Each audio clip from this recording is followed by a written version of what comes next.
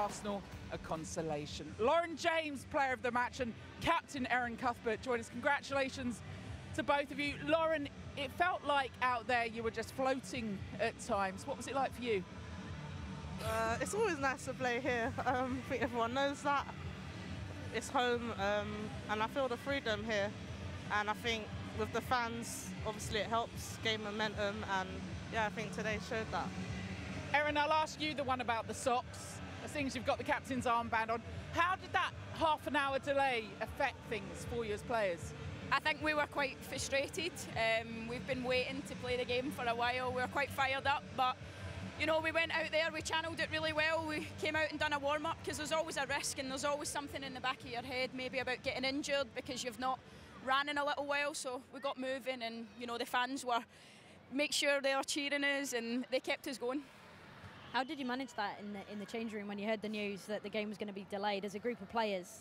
We'd already done our team talk. It was quite weird. I was going to say. The team talk was done. Like, it was really, really late in the day that we found out. But, you know, we're professionals. We have to manage it because it's our fault at the end of the day if we don't start well, and we've only got ourselves to blame. But I thought the girls handled themselves impeccably. Everyone done their own thing and what prepares them best. You mentioned fired up. From what, the last result, 4-1? Or someone said something, manager? What do you mean by that? No, nothing in particular. I think it was just, like, I have a very good memory of the last game, and I know that certainly the midfield battle was won by them, and, you know, I take that quite personally as a player. I think we do. And, you know, I think these games are won in small margins. But I think today we've came out, we're ready. I think there's a lot of stuff that kind of goes against us, but I think Chelsea, the Chelsea way we call it, we have a great way of picking ourselves up, and you know, when everyone thinks we're down and out, we always find a way. We were talking ahead of this one about injuries and having to reshape and shuffle again, even changing the captain's armband this season. Different with you in this team. How does it feel different to seasons past in what you've had to face? A lot of adversity, but do you know what? Like, I don't think it's anything that we've not faced before. I think, you know, going through the change of ownership the year that everyone, you know, thought we were struggling, thought we were down and out. There was a lot of distractions. We really enjoy that, and I think we managed to channel it really well. We keep our house in order very well, and I think I'm really proud of the team today because there is a lot of injuries, but you know, everyone steps up when they need to be. Lauren, you mentioned free roll. Does the manager just say, just go and do what you want to do, and this one behind you will do what she's got to do? Can you just go and have the licence, just go and have fun? No, I think everyone allows me to have freedom, but I just think those behind me make sure I'm doing my job defensively, and if I'm doing my job defensively, then they say do what you want in possession. I think we've got some highlights of you maybe doing what you want, but also doing good defensive work. But talk us through about what some of these bits of magic here that you did today, and different positions that you picked up on the pitch, Lauren. Or is it just natural, you just go, literally, you don't know what you're doing? I don't really think about it. I kind of just do what the opposition's given me, and I just try my best. Did you know much about your celebration, though? Because we showed it you a minute ago and you laughed. I just do whatever's in the moment, but I think, obviously, Phil Foden's been doing it at the moment, so I just think that celebration came to my head. We've done it enough times this season, been working on the celebrations. When you're looking at Lauren like this, Erin, what's going through your mind? The transitions. I can imagine you think what's next. I think we're the other team are for sure, but no, honestly, we let Lauren kind of do her own thing because, you know, on the ball she can produce something out of nothing, and she's got that unique ability. I think for me it is just keeping her defensively in check and, you know, narrow, keeping the spaces close, but you know, when she gets the ball, she's free to do whatever she wants, and she's such a talented player. What do you make of that celebration, Erin? I don't know what it means, but I love it. It's a goal. Erin, did you get an assist tonight? Yeah, I think that's my first assist of this season. You know what? I'll take what I'm given because I've laid it on a plate a few times for a few of the girls and they've not done the business, so I'll take what I get. When you're looking now at the title race, for both of you, what does this do for Manchester City playing this weekend, for the rest of the season? What sort of message does this send out now, this result? I think, first of all, you know, it's hard to get caught up in the hype. It is 3 points at the end of the day. There's a long way to go. We know that, you know, anything can change. A week is a long time in football. So, you know, the season can be won and lost in a week. So we're under no illusions it's going to be tough. I think we have to take it game by game. And the next up's the Champions League. We have to park the league for a little bit and focus on it like that.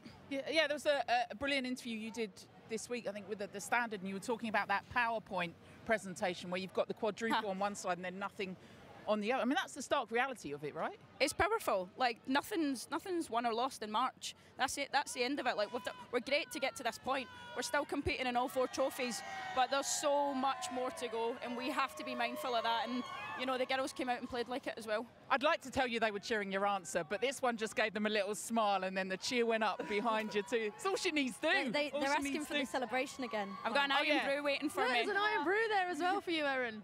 Is it a good recovery drink? Yeah, it's the Scotch rocket fuel, so absolutely. I think anything will do after that. Right, you've had 1 assist tonight. Would you like another assist? Yes. If you'd like to give this to Lauren, congratulations. Lauren, you are the Barclays Player of the Match. Thank you. For the fans, hey. There you go. Thank you, Lauren. Thank you, Erin. Congratulations Thank you. again. Well, it was a bit of a consolation at the end for Arsenal. They got a goal. Kim Little was involved in it. Let's hear from her. From Kim Little, just now. Of course, they're going to focus on every match going, but Arsenal just didn't turn up tonight. They didn't. I was disappointed with Arsenal, actually. I expected more. I thought there was a lot of promise, a lot of excitement building into the game tonight, especially from an Arsenal perspective. Purely the motivation to shut the gap on Chelsea, who are the league leaders. They brought themselves back into the title race, Arsenal did.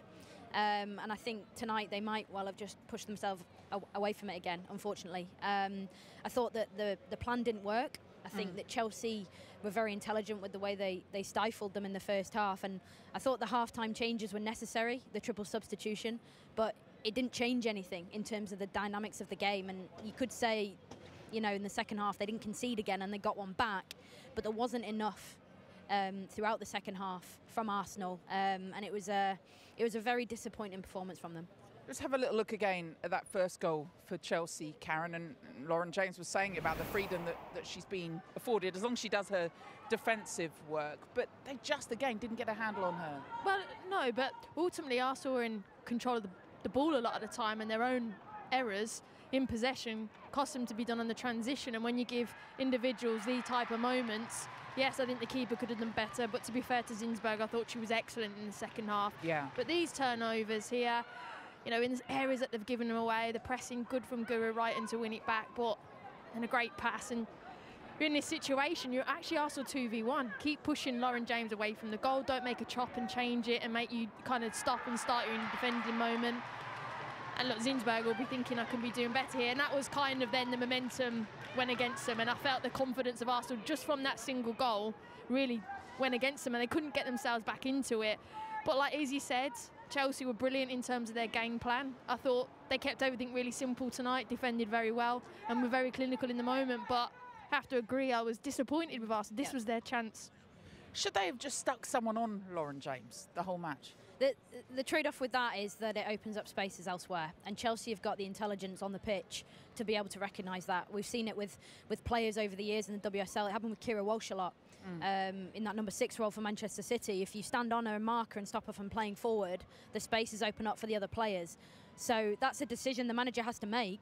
And with Lauren James, the role that she played tonight in particular, she had freedom. And I think you were spot on with what you said. It was more to do with Arsenal's mistakes. Chelsea wait for that. They set traps. We saw it with Manchester City in the League Cup last week.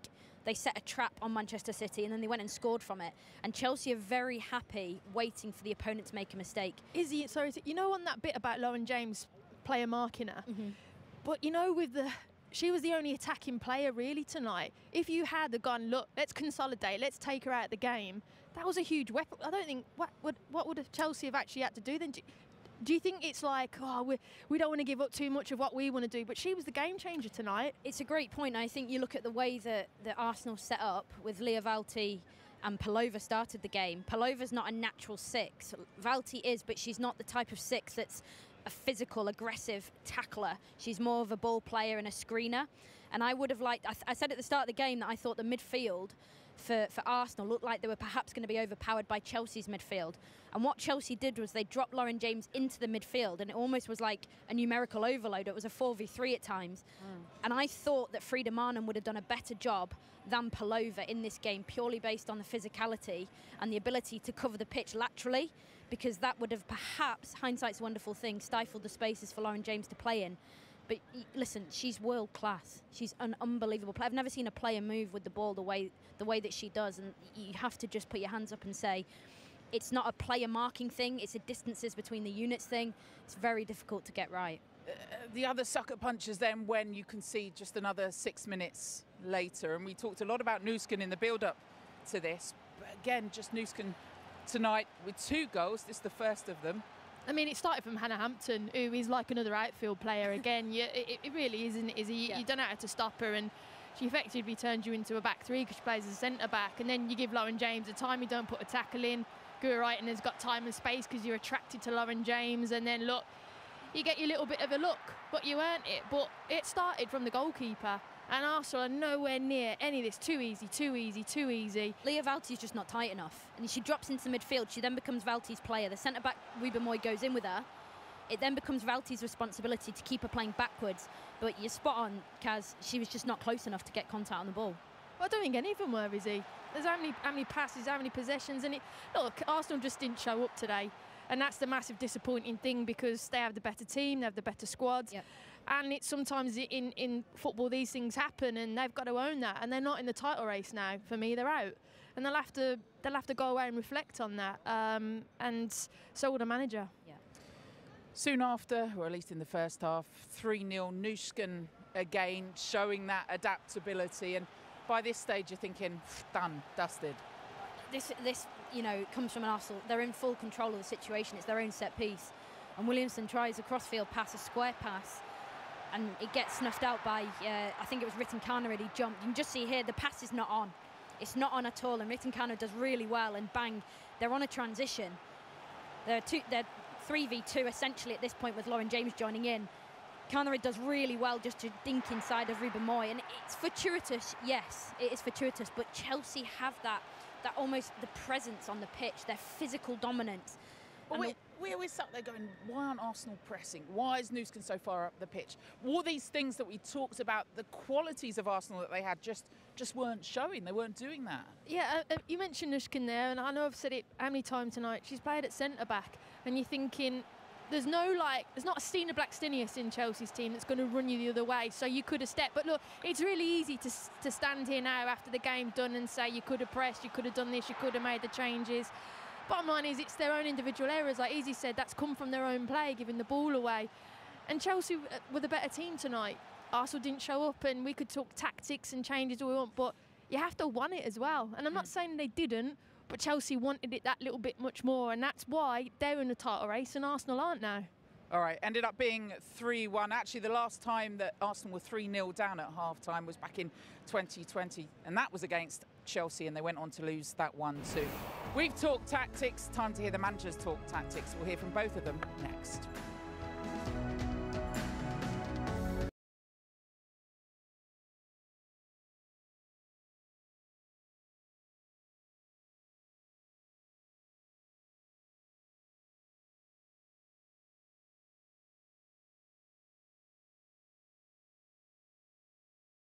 بتاعت شخصية أو تأثير على الفريق. لما تجيب مدرب كرات ثابتة شاطر معروفة كفاءته، مخلي فرقته رقم 1 في العالم، وتجيبه عندك في تشيلسي، ده مكسب كبير جدا. شفنا في مباراة السيتي الأخيرة الهدف بتاع السيتي من ضربة ركنية، والهدف في ليفربول لما جوارديولا كان بيشاور لواحد وراه بيعمل له اوكي وبتاع، ده مدرب الكرات الثابتة بتاع مانشستر سيتي. وعايز اقول لك ان برينتفورد ممكن يجي ثالث مناصفه، او بعد عفوا مش مناصفه، ليفربول ومانشستر سيتي لو اتكلمنا على تسجيل الاهداف من الركلات الثابته، مع اعتبار ان برينتفورد بتجيله ضربات ثابته اقل. عايز اقول ان الضربات الثابته بتنقسم لثلاث حاجات، على خلي بالك، الفاولات، ضربات الركنيه، ورميات التماس برضو من السيت بيسز. وفي ناس بتبقى بتلعب على الكرات الميته او الديد بولز، ازاي تستغلها، انك تلعب كورنر بسرعه، تلعب اوت بسرعه، تلعب فاول بسرعه. ده بيسرع رتم اللعب وبيخلي عندك فرصه كبيره انك تسجل هدف. التايمنج حاجه مهمه جدا في مدرب الكرات الثابته. والحقيقه لا اخفي اعجابي بهذه الصفقه، صفقه برناردو كويفا مهمه جدا لفريق زي تشيلسي، مهمه جدا يا جماعه، مهمه جدا. ولكن في عوامل لما نبص على نجاح برينتفورد. وبهذه المناسبه ليه هكلمك على برينتفورد؟ لان احنا لما خدنا الكورس بتاع، او لما دخلنا في الكورس بتاع الكرات الثابته، ده كان تاني كورس بعد تحليل المباريات مع كابتن حسن بلتاجي، بوجه له التحيه، واحمد جمال جيمي وبقيه المجموعه، كل الاصدقاء والاصحاب اللي الواحد اتعرف عليهم وكسبهم الحقيقه من هذا الكورس. كنا يعني احنا مسمين الجروب بتاعتنا كان فريق عمل برينتفورد 2025. ان احنا يعني محللين ومحللين الركلات الثابته والكلام ده كله، الناس اللي طلعت بقى مش زي بس قعدت على الميديا انهم قدوه برينتفورد، وكنا واخدينه قدوه حتى في الكلام الهزار بتاعنا ان برينتفورد قدوه في موضوع الضربات الثابته. ولما تبص على العمل بتاع برناردو كويفا لازم تبقى عارف ان هناك معايير لنجاح مدرب الضربات الثابته في تشيلسي. الفكره مش ان انا جبت مدرب ضربات ثابته فخلاص الله سجلت 30 هدف، سجلت 19 هدف. الموضوع يعني فيه شويه تفاصيل مهمه جدا. ده اصلا الكور بتاع الحلقه، عشان بس المتابع يبقى فاهم، او ما يجيش الموسم يبتدي الجاي ان شاء الله لو كان لينا عمر ايه ده تشيلسي ما تحسنش. عشان بس نقول لك من دلوقتي متى ينجح برناردو كويفا ومتى لا ينجح مدرب الركلات الثابته في تشيلسي. وهنا ناخد القياس بتاع نجاح برينتفورد، لان في برينتفورد هناك لمسه ابداعيه. اصبحت الضربات الثابته عند برينتفورد فيها نوع من الجماليه، والابداع دايما في اي شغلانه انت بتعملها عمره ما بيجي اول حاجه. ده بيجي بالاول بالفكره، انك بتطبق فكره، بعد كده بيجي بالتغصب على هذه الفكره، ده احنا بنطبق حاجه جديده يعني مجبرين ان احنا نعملها. بعد كده يجي بالتعود على هذه الفكره، بعد كده توصل لمرحله الابداع في هذه الفكره. برينتفورد بتلعب الفاولات او بتلعب الضربات الركنيه باستمتاع. السيت بيسز عند خصوم برينتفورد هي بنسبه 75% هدف محتمل. دي فقره الابداع بقى الموجوده عنده. الحقيقه من اعظم نقط او من اقوى نقط السي في الموجوده عند برناردو كويفا ان الراجل مش معتمد طريقتين ثلاثه ثابتين وخلاص. اول حاجه عشان ينجح معاك المدرب، او عموما المدير الفني او مدرب الركلات الثابته، لازم ان تدرس ايه اسلوب الكورنر اللي انت هتلعبه قدام الخصم مين. يعني مثلا ما تجيش العب زونال ماركينج قدام ليفربول وهم عندهم مثلا ماتيب وفان دايك. ما تجيش العب ديفنسيف ان انا ما اعملش مان ماركينج على فرقه بتلعبني زي السيتي عندها هالاند، او فولهام لما كان عندهم متروفيتش.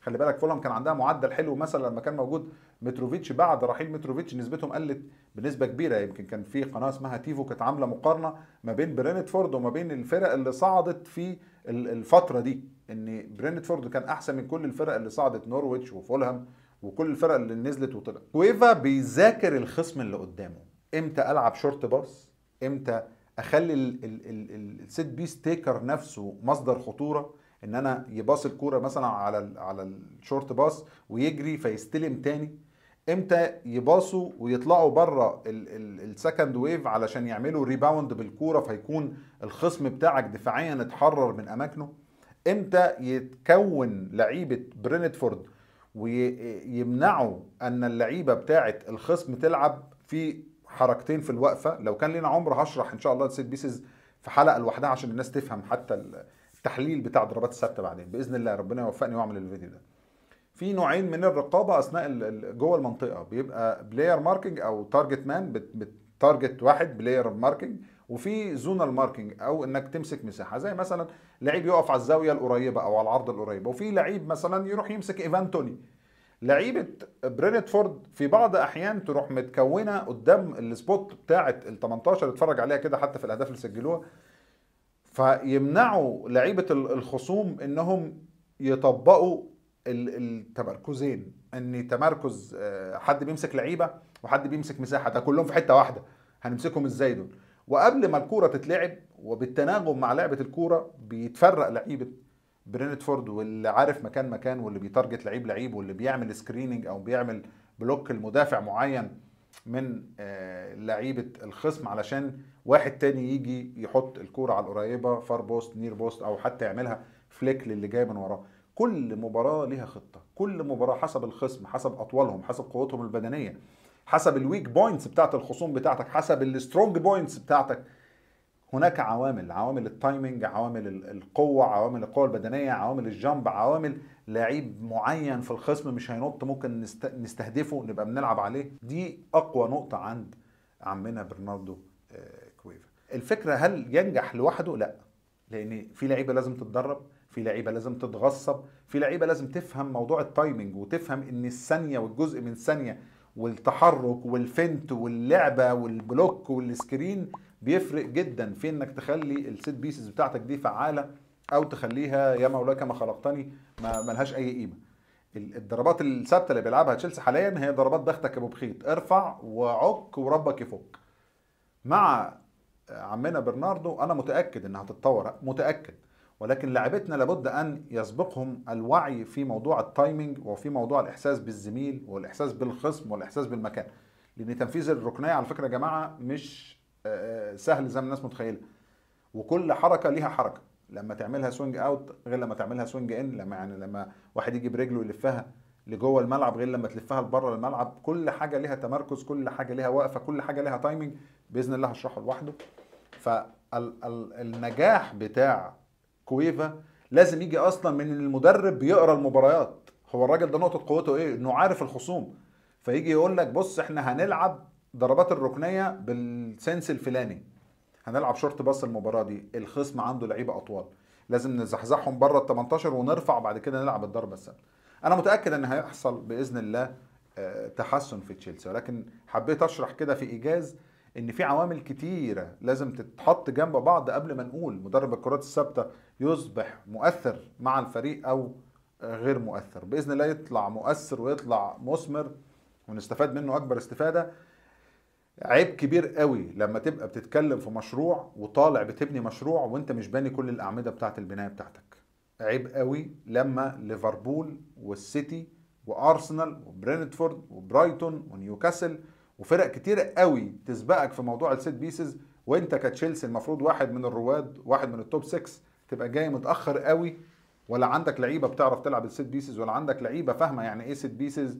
والدنيا ماشيه ان احنا بعد ثالث سنه للاداره وبعد خروج باري وبعد خروج كل من لهم علاقه بكره القدم في تشيلسي راجعين تاني دلوقتي نقول من الاول يلا بسم الله هنعين مدرب كرات ثابته. تاني هرجع اقول ان تصل متاخرا افضل من الا تصل. اتمنى بس التوفيق للراجل والتوفيق مع طيب معين من اللعيبه، واتمنى وجود لعيب في التعاقدات اللي جايه نبقى عارفين قدراته ايه في تنفيذ الضربات الثابته، وان شاء الله مهاجم يبقى محطه في العرضيات لانه هيفرق معانا جدا في نسبه الاهداف. تخيل لما يبقى عندك في الموسم من 20 ل 25 هدف، او يا عم من 15 ل 20 هدف بيتسجلوا بس من ضربات ثابته، والله العظيم تحلل لك نقط، تخليك تاخد نقط كتيره كمان في الدوري. فصفقه برناردو كويفا مش عشان جاي من برينتفورد هننتقد، هو الافضل في مجاله، صفقه اضافه كبيره جدا لتشيلسي باذن الله مع عوامل تانية وفي شرح اخر هنتكلم بالتفصيل، ولكن باذن الله الصفقه تتم رسميا ومبارك علينا هذه الصفقه، صفقه مهمه جدا. اتمنى